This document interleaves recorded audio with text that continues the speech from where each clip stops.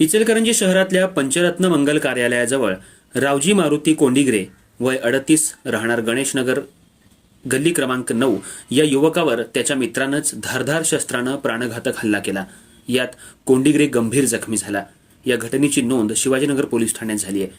भर दिवसा झालेल्या खुनी हल्ल्यानं शहर परिसरात खळबळ उडाली आहे। कोंडिग्रे आणि त्याचा मित्र दोघेही एका बारमध्ये बसून मद्यपान करत होते। दरम्यान किरकोळ कारणावरून त्यांच्यात वादावादी सुरू झाली। बारच्या बाहेर पडल्यानंतर वाद एवढा वाढला की मित्रानं कोंडिग्रेवर हल्ला चढवला। त्यानं धारदार शस्त्रानं पोटात खोलवर वार केला। अचानक झालेल्या या हल्ल्यानं पंचरत्न मंगल कार्यालय परिसरात गोंधळ उडाला। घटनास्थळी उपस्थित नागरिकांनी तत्काळ जखमी कोंडिग्रेला उपचारासाठी आयजीएम रुग्णालयात दाखल केलं। वैद्यकीय अधिकाऱ्यांनी प्राथमिक उपचार करून त्याची प्रकृती गंभीर असल्यानं पुढील उपचारासाठी खासगी रुग्णालयात हलवण्यात आलं।